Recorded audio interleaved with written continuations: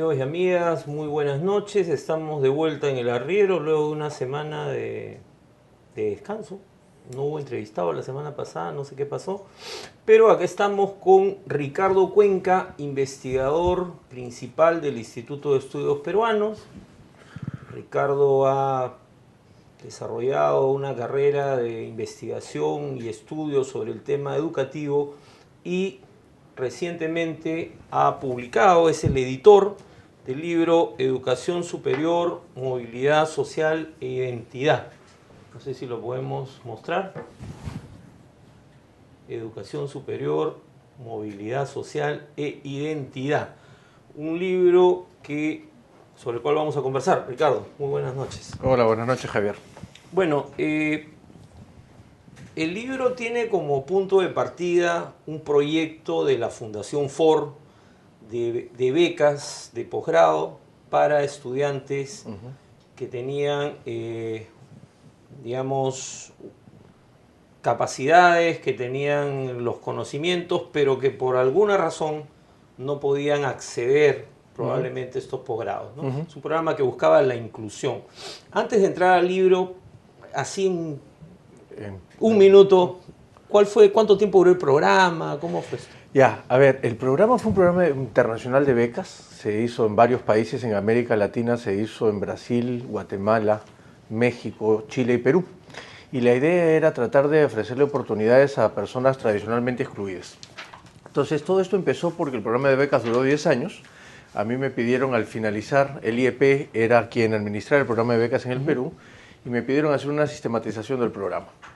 Cuando terminamos la sistematización, en el equipo de trabajo les dije, acá hay una mina de oro para estudiar, digamos, porque en el Perú había un detalle bien importante. Esta gente que postulaba, los profesionales que postulaban a la beca de posgrado de la Ford, tenían que sustentar cierto grado de exclusión, ya sea étnica, económica, género, opción sexual, religiosa, política, ¿no? Y a partir de ese argumento de por qué eran excluidos, sumado con un potencial académico y un liderazgo comunitario, entraba en un proceso y, bueno, lo seleccionaban en caso correspondiera.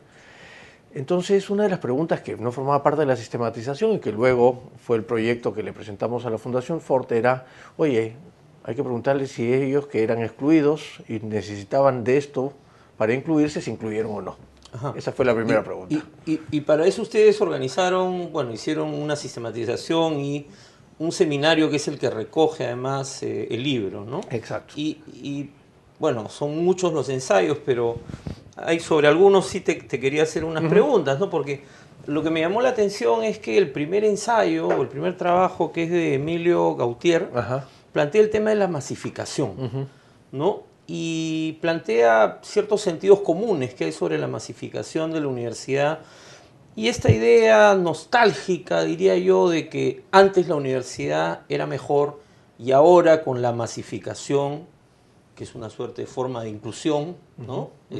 No por el programa, sino en general, la universidad ha perdido calidad, ha perdido contenido, ¿no? Esto en el caso peruano, porque Gautier, mira... Muy universal, digamos. Claro, ¿cómo lo ves tú? O sea, ¿es realmente un problema que vive la universidad peruana? No solo es un problema, sino que yo creo que si el Estado no da algunas garantías, todos los beneficios de la expansión de la oferta educativa van a terminar segmentando más a la población peruana, ¿no? Pero además es una masificación en nuestro caso donde hay más matriculados en la universidad privada, ¿no? O sea, que no necesariamente es similar al de otros países. No, y lo que estamos yendo es en esto que además discute con el tema de decadencia de la masificación, es decir, la expansión de la oferta tiene dos opciones. De un lado, te permite democratizar la oferta, y es decir, el acceso está mucho más a la mano de más gente, sobre todo de aquellos que están tradicionalmente excluidos de la educación superior. Pero sin una presencia del Estado que trate de regular esta expansión de alguna u otra manera, lo que tenemos es una oferta absolutamente heterogénea, muchas de ellas de mala calidad, que finalmente van a ser la oferta a la que van a acceder los más pobres. Y entonces, lejos de tener los beneficios de la expansión ¿no es cierto? Que es darle más oportunidades, tratar de mejorar. Lo que vamos a tener es un problema futuro, que es lo que ya está pasando en Chile, ¿no es cierto? Y que tiene que ver con todo este tema de las filiales y... Que tiene que ver con el tema de las filiales, tiene que ver con esto que se llaman universidades de baja pensión, tiene que ver con esta idea de tener universidades que única y exclusivamente estén tratando de formar para insertar al mercado laboral. Cosa que no está mal. El asunto es que eso va en desmedro de la preparación académica, de la idea de proyección social, es decir, las ideas básicas de la fundación de una universidad moderna, ¿no? O sea, digamos que lo que tenemos ahora son universidades que forman profesionales, entre comillas, para que vayan al mercado, pero no importa mucho cuál sea la calidad de esa educación. Exactamente. Ahora, ya yendo al tema de movilidad, ¿no? Hay dos trabajos, hay uno de Martín Benavides. Martín Benavides. Y sí, y el otro tuyo también que trabaja en este tema, ¿no? Y claro, lo que se ve, por un lado en el de Martín, es que tenemos, o sea, digamos que a pesar de que hay esta movilidad, a pesar de que la educación brinda una vía de acceso, cuando se llega al nivel superior hay quiebres, ¿no? Hay diferencias. Y en el caso de tu trabajo, tú, en las reflexiones finales, tú planteas que estos son además procesos heterogéneos, es decir, no necesariamente porque entré a la universidad y terminé la carrera y fui al programa, eso me permitió ascender, digamos, porque eso es lo que se plantea, ¿no? ¿Cómo se combinan estas dos? A ver, la idea cuando planteamos esto, luego de la sistematización, tuvimos 1 año y medio con un conjunto de entrevistas con los becarios. Esto se combinó con un proyecto más que tengo en el IEP con profesionales indígenas en Bolivia y en Chile.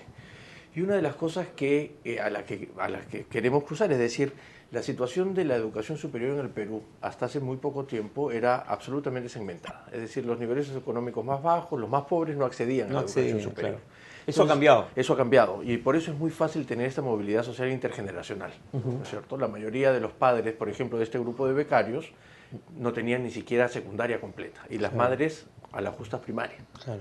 Entonces es muy fácil dar ese salto intergeneracional entre estos hijos y estos hijos de becarios y sus padres. Sin embargo, toda la promesa de la educación para esta mejor vida no termina de alcanzarles para moverse ellos mismos dentro del grupo en el que está, porque todavía hay un conjunto de barreras, sobre todo barreras culturales, que confirman que no solo teniendo un título universitario tú vas a poder insertarte de manera exitosa al mercado. Entonces son los límites de esta idea meritocrática y esta idea de emprendedurismo que empieza a dar vueltas alrededor de la universidad, que tiene que darse cuenta con que en este caso en particular y para la gente con la que hemos trabajado, el mercado no regula tampoco el mercado laboral, ¿no es cierto? Y hay una fuerte barrera cultural que te permite o que te obliga a decir, mira, oye, los caminos que tomo van a de alguna u otra manera ser distintos, no solo porque culturalmente tengo un conjunto de barreras que no me lo permiten, sino porque hay la segunda otra pata, y es por eso que hablábamos también de identidad, y es que en la situación de las personas que han tenido que hacer un esfuerzo doble para seguir educación superior, y más aún de posgrado, hay un asunto bien interesante que es una noción distinta de cómo me inserto al mercado laboral. Tenemos casos de gente, por ejemplo, son profesionales indígenas que siguen trabajando en organizaciones indígenas en el Perú, que siguen ganando un sueldo relativamente pequeño respecto a lo que podría ser en el mercado con una persona con un título de una maestría de fuera, pero que sin embargo, por su compromiso con la organización indígena siguen trabajando y han aprendido a moverse en otros espacios. Entonces hacen una consultoría, claro, y con esa consultoría y el sueldo mensual que reciben de la organización indígena pueden, digamos, mantenerse. Ahora, no necesariamente el objetivo del caso del programa de la FOR era que simplemente se insertaran en el mercado, claro, ¿no es cierto? Claro, o sea, claro, exacto, había exacto. una idea de cómo devolverle a la sociedad de alguna manera lo que se había logrado. Creo que fue el éxito de este grupo, ¿no? No, claro, porque en el caso peruano además se ve ya en la parte de los testimonios varios de los casos. Tenemos que ir a una pausa y volvemos en un instante con Ricardo Cuenca, que estamos hablando sobre el libro Educación Superior, Movilidad Social e Identidad, pero también vamos a conversar en la segunda parte sobre el inicio del año escolar. Volvemos.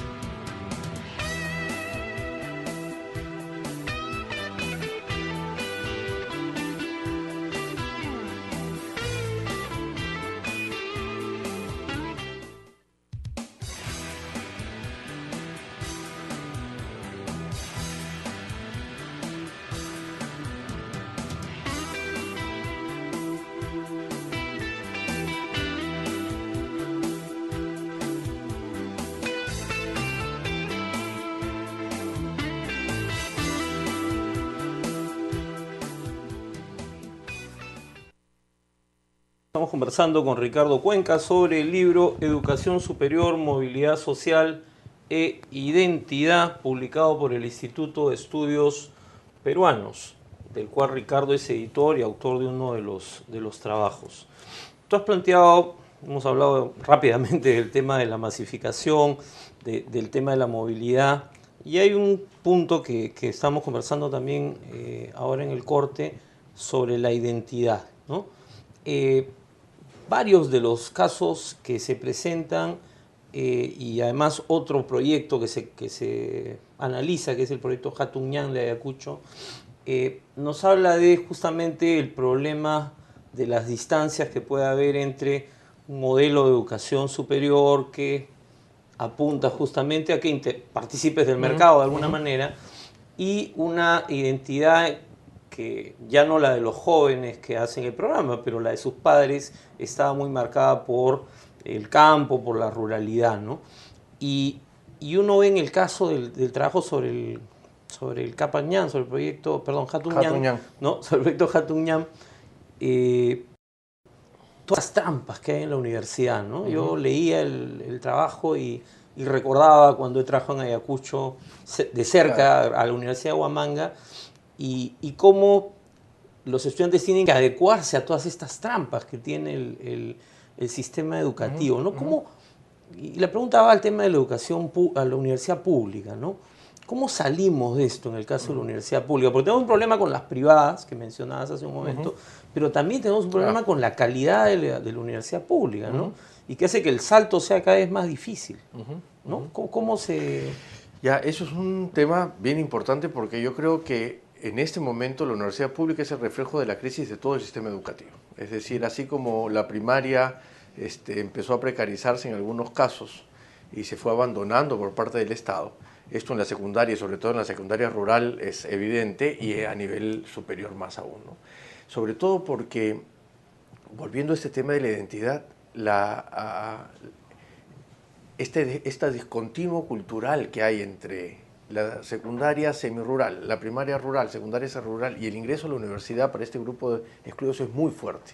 Y la universidad no está respondiendo de alguna u otra manera, de formas flexibles, para poder recoger esto. Entonces lo que se hizo, hay programas que tienen muchas cosas positivas, como el Hatuñán, que para muchos casos ha funcionado bien, han importado un poco esta idea de modelo de acción afirmativa más anglosajona, en donde, claro, lo que hacen es generarte unas facilidades y oportunidades para que puedas entrar a un cupo, pero que finalmente adentro no se mueve nada. Entonces se enfrentan a un conjunto de barreras nuevamente que hacen que fracasen sobre el camino, y esto es una cosa ya aprendida, ¿no? Claro, es una estructura que no se mueve. Claro, o sea, yo leo esto y me acuerdo de la Universidad de Huamanga hace 15 años o hace 20 y más o menos está igual.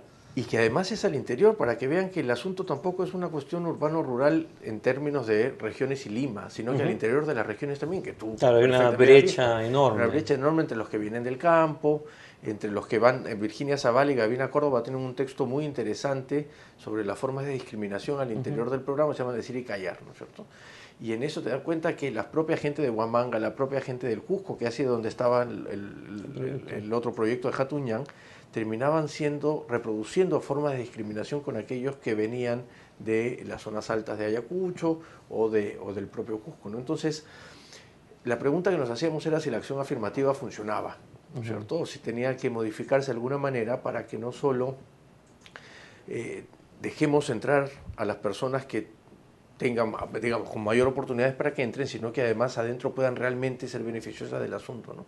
Hubo un programa acá muy interesante en San Marcos para el ingreso de jóvenes amazónicos, que tuvo una serie de problemas, ¿no es cierto?, al interior, porque esos jóvenes amazónicos en San Marcos no solo estaban perdidos en medio de la Venezuela y la universitaria, sino que no sabían cómo realmente adaptarse a este mundo académico que implica la universidad, porque la escuela tampoco los prepara para eso y el colegio secundario menos, ¿no?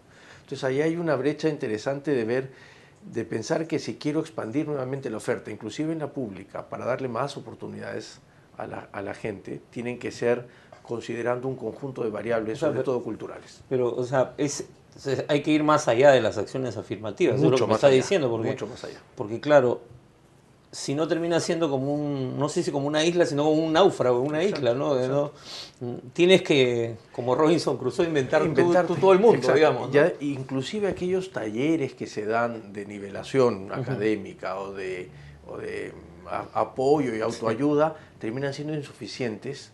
Y claro, la pregunta es, ¿para qué vienen a la universidad? Finalmente la universidad es esta institución monolítica que tiene siglos y que no se va a mover.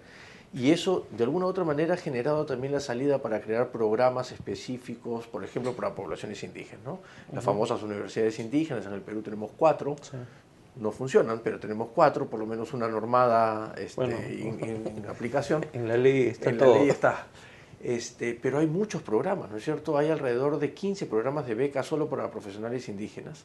Hay universidades que, como la UNIC en Colombia, ni siquiera quieren estar, digamos, oficializadas para formar a los propios profesionales indígenas, no importa no esté acreditada por el Estado, pero que también termina segmentando mucho, ¿no es cierto? Porque esa persona no va a poder meterse en el mercado laboral, entonces estamos en una situación de extremos. Ahora, Ricardo, una pregunta más sobre esto antes de pasar a lo del inicio del año escolar, que quiero hacerte unas preguntas. El rol eso no está en el estudio, pero el rol de los docentes, de los catedráticos, o sea, son como los parientes pobres de esta historia también, ¿no? O sea, yo he visto de todo, o sea, desde profesionales que en las peores condiciones logran cumplir con sus sílabus mínimamente y contribuir a la formación de estos profesionales, y he visto gente que simplemente no tiene ningún interés en educar a nadie y está cumpliendo unas horas por un proceso burocrático. ¿Qué hay que hacer en ese campo? Así como creo que se ha tomado las decisiones, desde mi punto correcta, de modificar, por ejemplo, la ley de reforma magisterial, yo creo que también se necesita por lo menos un amparo normativo más claro y más orientado al desarrollo profesional de los catedráticos, que implican desde procesos mucho más estrictos para el ingreso a la enseñanza de educación superior, hasta los asuntos más sofisticados, que tienen que ver con la preparación, por ejemplo, pedagógica o didáctica para aquellos profesionales que enseñen en su especialidad. Porque de otra manera vamos a tener gente o que cumple solo horas, o que termina solamente transmitiendo un conjunto de conocimientos que en todo caso los podría buscar yo en internet, ¿no es cierto? Entonces se reproduce de alguna u otra manera este problema de desprofesionalización del docente de la primaria, también a nivel de educación superior. Y con muy pocos incentivos también, Y con muy pocos incentivos, están peleando homologar sueldos con lo mismo que el Poder Judicial, con justa razón reclaman que el Poder Judicial está ganando más por tampoco un trabajo de mejor calidad que el que ellos podrían estar haciendo. Entonces, yo creo que esto tendría que formar parte también de un ordenamiento mayor que tiene que ver con todo lo que tiene, toda la burocracia finalmente del Estado, en el marco de la Ley Orgánica del Poder Ejecutivo y en el marco de ver cómo los funcionarios se trabajan de mejor manera. Ricardo, pasemos al inicio del año escolar. Hoy día la mayoría de los escolares han comenzado clases, salvo en algunas regiones que por lluvias han habido problemas. ¿Cuál es tu mirada hacia adelante con este año? El Ministerio de Educación hizo una campaña, pero que no sonó mucho, ¿no? Y ha tratado de que esto comience bien. ¿Cuál es tu lectura?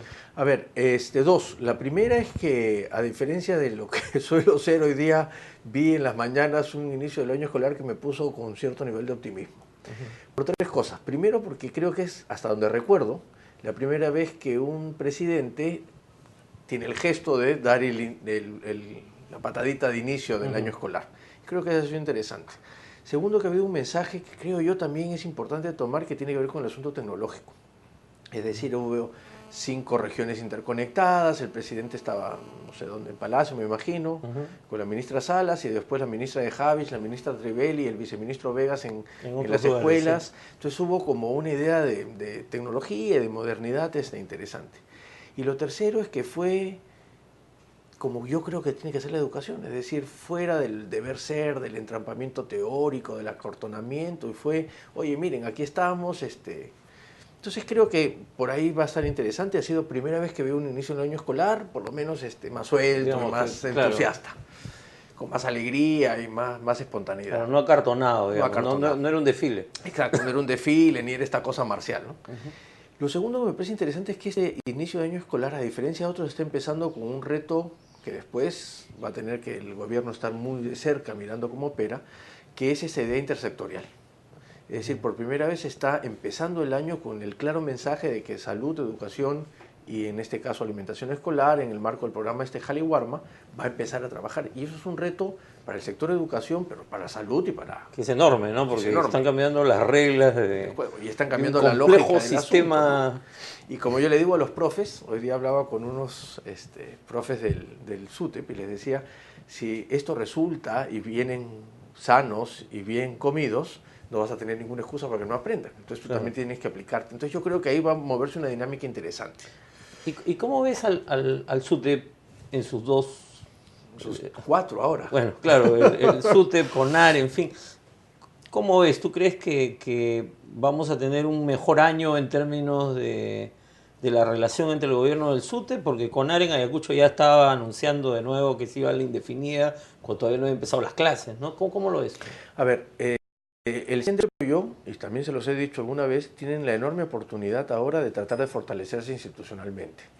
Primero, para demostrar que el sindicato es importante en una sociedad. ¿Cierto? Yo creo en los sindicatos y creo que el sindicato de maestros es importante para mantener el equilibrio de las fuerzas en el sector de educación, que es un sector, como tú muy bien sabes, gigante.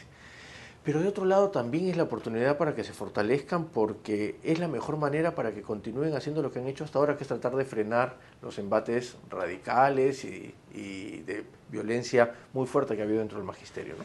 Cuanto más fortalecidos estén ellos y mejor jueguen su papel, mejor trabajo van a hacer para que el CONARE de proseguir y el CONARE de los acuerdistas se traten de minimizar de alguna u otra manera, ¿no? Entonces yo creo que es una oportunidad, la mesa de diálogo está abierta, permanentemente están hablando con el ministerio, yo sé que hay una situación compleja con esta nueva ley de reforma magisterial, yo insisto, como lo he dicho todo el año pasado, que me parece una mejor ley que las dos anteriores, y yo creo que dado el momento en el que se den cuenta que pasen dos cosas, que el cupo de la evaluación no es que me van a votar y van a la mitad de los profesores mañana, no se les puede votar. No se les puede votar y además porque la ley no está para eso. Es decir, en los países, solo es un dato, en los países en los que ya se han implementado esto, como en Colombia y Chile, el 0,6% de los profesores han salido luego de 6 años. Es decir, realmente el número es muy pequeño porque luego de 3 veces, si no sabes ya, te toca salir. Claro, entonces, tienes que tener un recambio, ¿no? Claro. Si no... Entonces yo creo que la cosa va a poder mejorar. Yo soy optimista con este tema del inicio del año escolar y yo creo que hay un reto enorme para el Ministerio de Educación de poder mejorar sus formas de comunicación, de ser más contundente a la hora de informar lo que se está haciendo. Yo creo que se están haciendo reformas al interior interesantes, que son poco visibles, pero justamente si quiero seguir apostando a esa cosa más estructural, tengo que tener una mejor forma de poder comunicarlo para que no me caigan encima, ¿no? Y el reto de implementar la ley de reforma magisterial que ha costado tanto, ¿no? Bueno, Ricardo, vamos a compartir tu optimismo. Yo no soy normalmente muy optimista, pero bueno, vamos a compartir el optimismo de Ricardo y dentro de 6 meses o 4, no sé, te invito para que evaluemos cómo va la cosa. Claro. Espero que no haya una huelga en ese momento. Ricardo, ha sido un gusto y vuelvo a recomendarles a todos el libro Educación Superior, Movilidad e Identidad que Ricardo Cuenca ha editado con el Instituto de Estudios Peruanos, del cual él forma parte. Eso ha sido todo por hoy, amigas y amigos. Muy buenas noches y nos vemos el jueves para conversar sobre minería, fuerzas policiales y seguridad, tema que se ha puesto en debate en estos días. Nos vemos, chao.